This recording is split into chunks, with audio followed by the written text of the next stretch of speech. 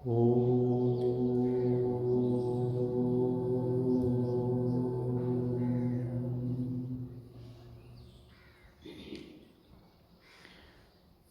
प्रेमी सज्जनों, विदुर नीति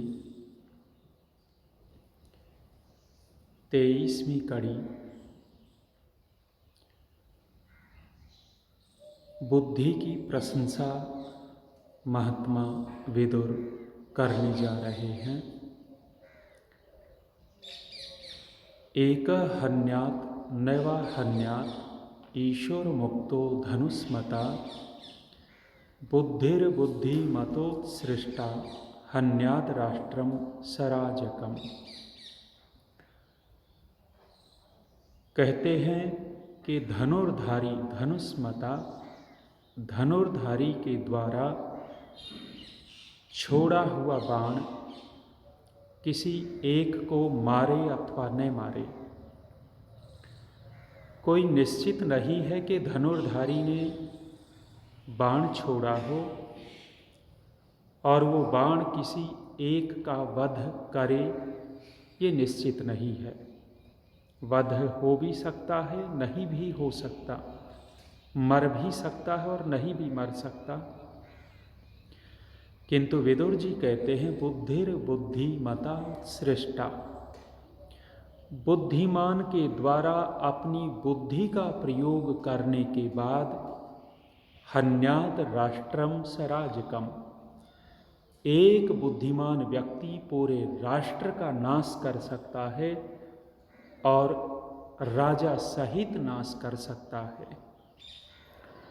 इतिहास का उदाहरण है, चाणक्य जैसा व्यक्ति एक अकेला अपनी बुद्धि के द्वारा नंद वंश का विनाश कर देता है। नंद वंश राजा जो बना हुआ था, उसका अपनी बुद्धि के द्वारा समूल नाश करने वाला चाणक्य दिखाई देता है। चाणक्य के विषय में प्रसिद्ध है कि चले जा रहे थे और उनके पाँव में कुछ चुभा। कोशा घास पैनी होती है, वो घास का तिनका इतने तीखे से चुभा, निकाला तो पैर से खून निकलने लग गया। चाणक्य ने उस घास को देखा और घास को उखाड़ना शुरू कर दिया, और केवल उखाड़ा ही नहीं, वहाँ मट्ठा डालने लग गए, छाछ डाल रहे हैं। किसी ने पूछा कि तुम करते क्या हो? चाणक्य कह रहा है कि इस कांटे को जड़ सहित खत्म कर रहा हूँ। खुरपे से वो जड़ निकाली भी होगी, लेकिन साथ में छाछ डाल रहे थे जिससे दोबारा वो घास वहाँ न पैदा हो। बुद्धिमान व्यक्ति के लक्षण बचपन में दिख जाते हैं, और ऋषि तुल्य चाणक्य उस समय का सबसे बड़ा देशभक्त राष्ट्रभक्त दिखाई देता है। उसने अपनी बुद्धि के द्वारा पूरे नंद वंश का विनाश कर दिया था। बुद्धि का प्रयोग करना होता है तो धर्म की रक्षा और अधर्म के नाश के लिए करना होता है। परमात्मा ने जो बुद्धि दी है, इस बुद्धि को कम नहीं होने देना चाहिए। यदि व्यक्ति सावधान और सजग है तो अपनी बुद्धि को नित्य प्रति तीक्ष्ण करता रहेगा, बुद्धि को बढ़ाता रहेगा। अनेक सारी औषधियाँ इस तरह की हैं कि हमारी बुद्धि स्वस्थ रहे, ठीक रहे। और यदि व्यक्ति अपनी बुद्धि को तीक्ष्ण नहीं कर रहा, उसको धीरे धीरे ठस करता जा रहा है, तो वो व्यक्ति कहीं न कहीं परमात्मा का भी अपमान कर रहा है। कोई व्यक्ति नित्य प्रति थोड़ा सा भी याद करे, पूरा श्लोक याद न कर पा रहा हो, तो श्लोक एक श्लोक का चौथा हिस्सा भी याद करेगा तो बुद्धि तीक्ष्ण होने लगेगी। कितने सारे लोग हैं कि एक बार पुस्तक पढ़ने के बाद उस पुस्तक के कहीं भी किसी भी पृष्ठ से पूछा जा सकता है। गुरुदत्त जैसा विद्यार्थी इतनी तीक्ष्ण बुद्धि वाला था, कहते हैं कि जिस पुस्तक को एक बार पढ़ लिया दोबारा पढ़ने की आवश्यकता न होती थी और उस पुस्तक के किसी भी पृष्ठ से उनसे पूछा जा सकता था।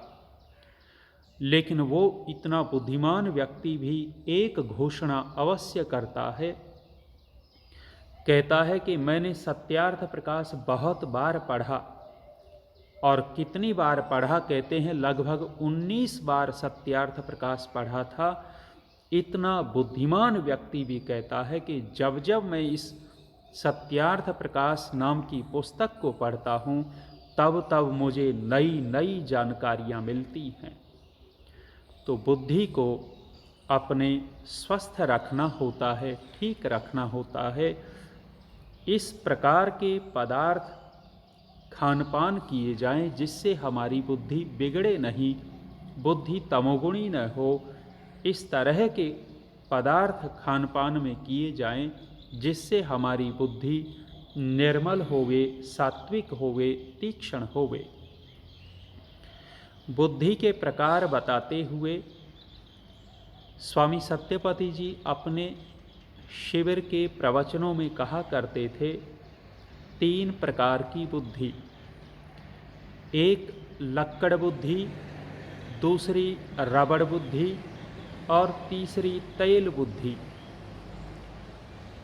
लक्कड़ बुद्धि, रबड़ बुद्धि और तेल बुद्धि का तात्पर्य क्या? किसी व्यक्ति को एक बात कह दी तो उतनी ही सोचेगा, अपनी बुद्धि का और ज़्यादा प्रयोग नहीं करेगा। वो लक्कड़ बुद्धि होती है, अर्थात जैसे लकड़ी में छेद कर दिया तो उतना ही छेद रहेगा, आगे नहीं बढ़ सकता वो। ऐसे ही किसी व्यक्ति को एक काम बताया तो उतने तक ही सोचेगा, उस काम की और सुरक्षा हो सकती थी और अच्छे से हो सकता था, अपनी बुद्धि और ज़्यादा नहीं लगाएगा। ऐसे लोग लक्कड़ बुद्धि वाले होते हैं। महाभाष्य में उदाहरण दिया, कोई माँ पानी भरने जा रही थी और दही रखी हुई थी आंगन में। अपने बच्चे को कहा कि इस दही को कौवे से बचा कर के रखना, कौवे खा सकते हैं। वो बैठ गया कौवों को भगाने के लिए, लेकिन कुत्ते चाट गए। कुत्ते चाट गए तो कुत्ते को नहीं भगाया। क्यों नहीं भगाया? इसलिए नहीं भगाया कि माँ ने तो कौवे से रक्षा करने के लिए कहा था, कुत्ते से थोड़ा ही कहा था। ऐसे लोगों की बुद्धि जो होती है वो लक्कड़ बुद्धि होती है, जितना कहा उतना ही, बस अपना और ज़्यादा दिमाग खर्च नहीं करेंगे। दूसरे लोग कहते हैं रबड़ बुद्धि वाले, जैसे रबड़ में छेद कर दिया जाए, ट्यूब होती है टायरों की, उसमें छेद करेंगे किसी सुई से। छेद किया तो एक बार तो छेद हुआ और जैसे निकाल देंगे तो फिर से वो ढक जाएगी। एक बार तो बात समझ में आई, लेकिन अगले ही क्षण वो बात गायब हो गई। अथवा जैसे रबड़ को खींचते हैं तो फैल जाती है और फैलने के बाद छोड़ दी जाए तो फिर वैसी ही हो जाती है। ऐसे ही कुछ लोग होते हैं कि बात बताई गई, थोड़ी सी बात समझ में आई और जैसे ही वहाँ से हटे वो बात भूल गए। ऐसे लोगों की जो बुद्धि है वो रबड़ बुद्धि होती है। और सबसे श्रेष्ठ बुद्धि कही है तेल बुद्धि। तेल बुद्धि का तात्पर्य है जैसे तेल को पानी में डाल देवें तो तेल एकदम पूरे में फैल जाता है, वहीं के वहीं नहीं रहता, पूरे में फैल जाता है। ऐसे ही किसी व्यक्ति को कोई बात बताई जाए छोटी सी बात से वो पूरे की पूरे प्रकरण को समझ लेता है, ऐसा व्यक्ति तैल बुद्धि वाला होता है और ये व्यक्ति ज़्यादा अच्छा माना गया है। इसलिए अपनी बुद्धि को ठीक रखना होता है। जो अपनी बुद्धि को ठीक रखते हैं, बुद्धि को खराब करने वाले पदार्थ, सबसे ज़्यादा नशा करने वाले, जो बीड़ी पीते हैं, सिगरेट पीते हैं, शराब पीते हैं, सुल्फा पीते हैं, जो भी नशा करने वाले होते हैं, उनकी बुद्धि इतनी तेज नहीं होती। अच्छे अच्छे कार्य उनको समझ में नहीं आएंगे, अच्छी अच्छी चीज़ें उनको समझ में नहीं आएंगी, अच्छी बातें भी ऐसे लोगों के समझ में नहीं आया करती। तो अपनी बुद्धि को ठीक रखना होता है। जब व्यक्ति घी दूध खाता पीता है, उसकी बुद्धि ज़्यादा ठीक मिलेगी। एक शराब पीने वाला रोजाना एक व्यक्ति 1 गिलास शराब पीता हो और रोजाना एक व्यक्ति 1 गिलास दूध पीता हो, 1 महीना एक व्यक्ति को 1 गिलास दूध पिलाया जाए और 1 महीना एक व्यक्ति को रोजाना शराब पिलाई जाए, तो दोनों की बुद्धि में अंतर दिखाई देगा। नशा करने वाला व्यक्ति बुद्धि से मलिन होता चला जाएगा, ऐसों की बुद्धि काम नहीं करती। इसलिए खान पान से बुद्धि को ठीक रखना होता है। यहाँ महात्मा विदुर उदाहरण देकर के कहते हैं, जैसे तीर चलाने वाला अथवा गोली चलाने वाला, उसका तीर किसी को मारे या न मारे, वो गोली किसी को मारे या न मारे, उसमें संशय है, लेकिन बुद्धि का प्रयोग जिस बुद्धिमान ने किया हो, तो वो बुद्धिमान अपने पूरे राष्ट्र की रक्षा कर सकता है राजा सहित, अथवा कोई बुद्धिमान अधर्मी राजा को पूरे राष्ट्र सहित विनाश कर सकता है। आगे महात्मा विदुर पहेली के रूप में बात करने लग गए।